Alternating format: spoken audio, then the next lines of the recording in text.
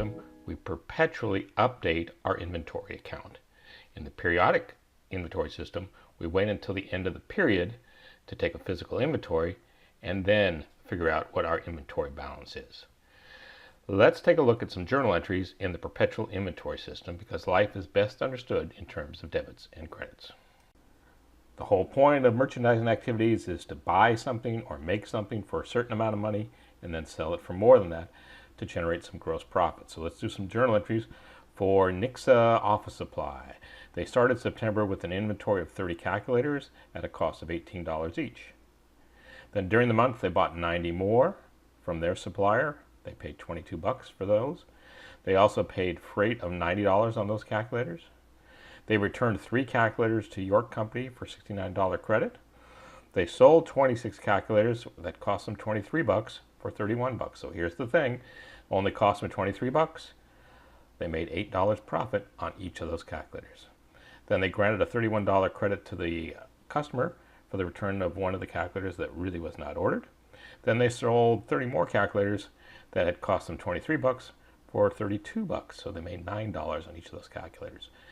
All right, so let's walk through those journal entries. The first transaction takes place on September 6th. They purchased 90 calculators at $22 each from York.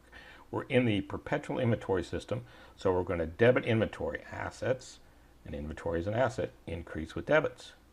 And since it tells us the terms were net 30, that means we're going to pay later, so that must be an account payable. So let's take a look and see if we can do that journal entry.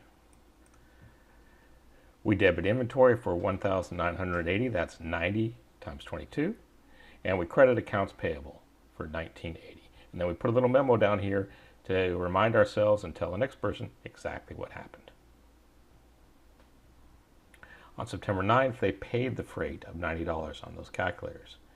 That means that the terms must have been FOB shipping point. What does that mean? FOB means free on board. In this case, it must have been FOB shipping point, which means that the title passed to the buyer. And so the buyer is responsible for the freight costs and the risk of loss in the meantime. Had it been FOB shipping point, FOB destination, then the title would have passed when it got delivered to the destination point. So in this case, we're going to capitalize those shipping costs. We're going to include them as part of our cost of our inventory. So we're going to debit inventory and credit cash.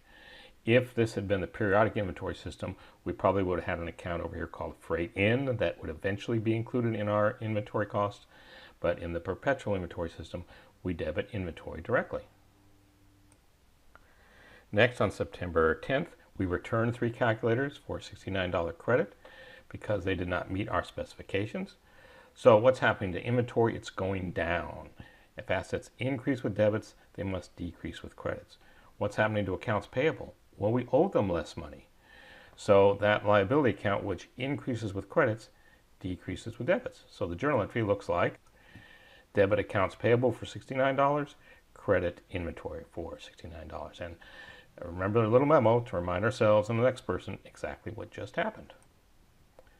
Then on September 12th, we sold 26 calculators costing $23, including freight, for $31 each to Sura Bookstore. The terms are net 30. So in this example, all our terms are net 30. So that means there's no discount for paying early. And since we see that there's terms, we know it isn't a cash sale.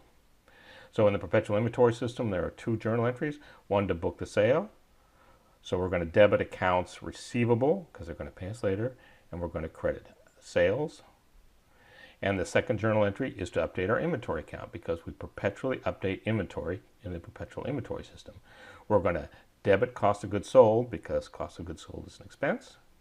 And we're going to credit inventory because inventory is an asset. It increases with debits and decreases with credits. So the journal entry looks like debit accounts receivable for $806, credit sales for $806, debit cost of goods sold for $598, credit inventory for $598 with a little memo to ourselves and to the next person reminding us just what happened. So let's put this next journal entry up right here because it's a little bit confusing. On September 14th, we granted our customer a $31 credit because we sold them one too many. So we could reduce sales with a debit of 31, but we want to keep track of our dissatisfied customers. And in a sense, this customer is dissatisfied. They only ordered 25, but we sent them 26 calculators.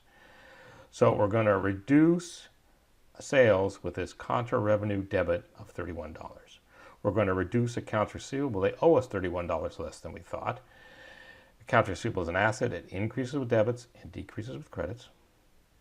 So debit sales returns and allowances for 31, credit accounts receivable for 31, and put this thing back into our inventory.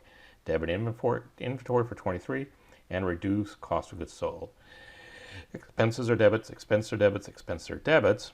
So if expenses increase with debits, they must decrease with credits. We didn't really sell this one. It came back to us. And finally, on September 20th, we sold 30 calculators costing $23.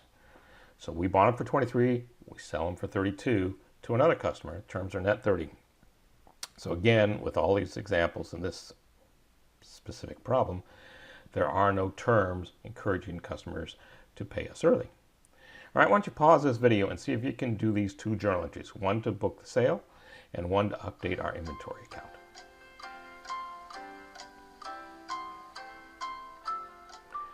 Okay, I hope you got it. Since they told us the terms, we know it isn't a cash sale. It must be accounts receivable. We're going to get paid in the future. So debit accounts receivable for $960, credit sales for $960. If expenses are debits, expenses are debits, expenses are debits, the opposite of expenses must be revenue, so they increase with credits. Take those things out of inventory, debit cost of goods sold and credit inventory, and of course, make a little note to remind ourselves and to tell the next person exactly what just happened with this transaction. All right, I hope all these examples help.